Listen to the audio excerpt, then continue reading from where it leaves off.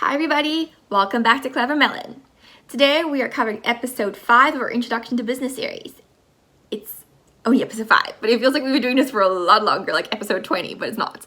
But yes, episode 5, and we're going to be covering part 2 of our mini-series that's on business and economics. So let's get to it. Let's start off with a quick recap. Last week in episode 4, we were covering an example using the USA as our economy to look at. And we saw that we had this one question that kept popping up the whole time, and that is, what drives an economy? And for the USA, we found that what drives our economy is the fact that we can own a business. We have small business ownership and entrepreneurship that really drives our economy. And this week, we're going to be looking at what is capitalism, because the USA is a capitalistic society. So basically, capitalism is where not government, but private businesses or private individuals actually own all the factors of production. So if you remember the factors of production, we talked about that back in the previous episodes as well. And factors of production were labor, land, capital, knowledge, and entrepreneurship. So in capitalistic society, these type of factors of production are owned by private owners. They're not owned by government. And that's what makes a capitalistic society. But now this comes to the question is, what types of rights do we actually have as a capitalistic society? What makes it different than, say, socialism, for example, which we'll cover in our next episodes? So capitalistic economies have the following rights. We've got number 1 is that we have that right to own property. So government doesn't own our property. We can be private owners. You can own your house. You can own a building. You can own that land property. So you have that right as an individual to go out and own a piece of land or to own a piece of building. A second right is that we have that right to actually create a business, own a business, and keep all of those profits for ourselves. Yes, we pay taxes, but all that profit actually belongs to you as an individual. So our third right is that right to freedom of competition. So let's use an example. So I own oranges and I want to make orange juice and sell that. But a competitor for that could be lemons and, lemonade. So that is my right now, though, to choose to become a competitor of lemonade and go and open a business that's focused on orange juice. And that's what freedom of competition is all about. We are allowed to compete as a business. We're not limited in how we can compete. That's what makes us different as a capitalistic society. Individuals, private individuals and businesses, they actually have the ability to go and interact and compete against each other. They don't have to adhere to certain regulations when it comes to that it prohibits competition. We don't have that. We have freedom of competition. And that actually helps drive business. And then our fourth right is that we have that freedom of choice. So, for example, as a customer, you have the freedom of choice about what you're going to purchase, what you're going to go and look at, what services do you want to choose from amongst all these different types of businesses and things like that. But at the same time, as a business, you have that right to go and do certain things. And you have that certain right to choose about what you're going to be selling and what's going to be your main service. But obviously it has to be legal, of course. But yes, and at the same time, as a private individual, you have that choice. You can become an entrepreneur. You don't have to. You're not legally bound to become an entrepreneur. You have that choice to become an entrepreneur. You have that choice to go and become a property owner.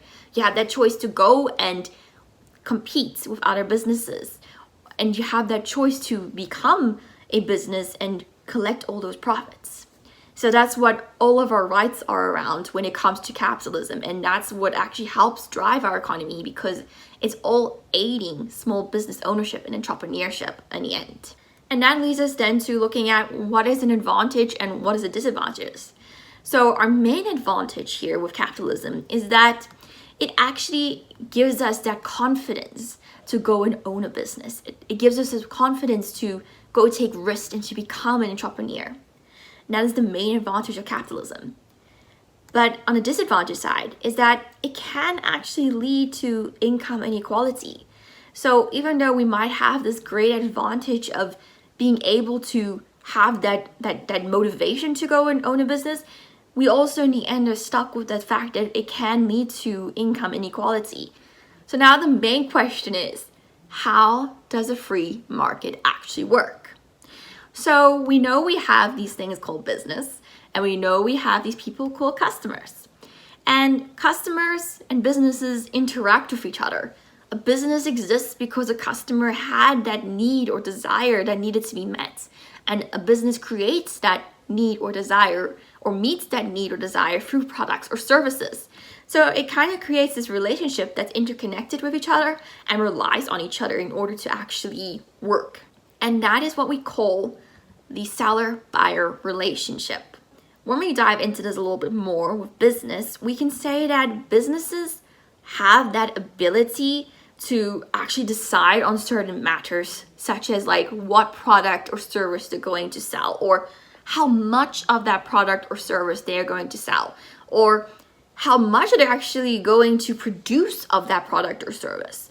So I don't have to go and be like set a limit, like say, oh, nationwide everybody has to produce 10,000 units of oranges. No, I can say, no, I'm only going to go and grow 8,000 oranges. You're allowed to do that. That's what a business is allowed to do. And you can even set the prices that you want to look at when you selling those oranges. And that is how our business would interact in this kind of seller-buyer relationship. But this is now where it gets a little tricky. So even though a business has all of these different rights and these different decisions that they can make, all of these decisions are actually influenced by our customers. So I like to think of customers as our influencers. And that's a great way just to remember them. So like, like Instagram influencers or YouTube influencers, those type of things. They influence what type of products or services a business is going to sell. They influence which businesses fail or which businesses succeed. And they actually influence the price at which we're allowed to actually, as a business, put that price at for that item. They influence everything around these types of decisions. And because of that, business has to rely on what the customer wants more than just setting it because they have that right to make these decisions. They have to actually consider the impact that a customer has on those decisions before they actually make them. And now because of that, we can see that seller-buyer relationship is really influenced by a thing called customer preferences. So it can be like, oh, a customer prefers oranges over lemons, but customer over there is now going, no, but I like lemons more than oranges, so I'm gonna go and get lemonade instead of orange juice. So customer preferences plays a really big and significant role, because you can even say that person who wants lemonade is only going to be willing to pay $2 for a glass of lemonade.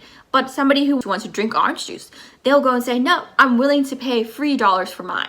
So in the end, they influence what prices we can set, what products or services we can go and create, and how much of those products or services we can create. And ultimately, they decide which products or services are going to make it or not, because they have that impact, they have that influence.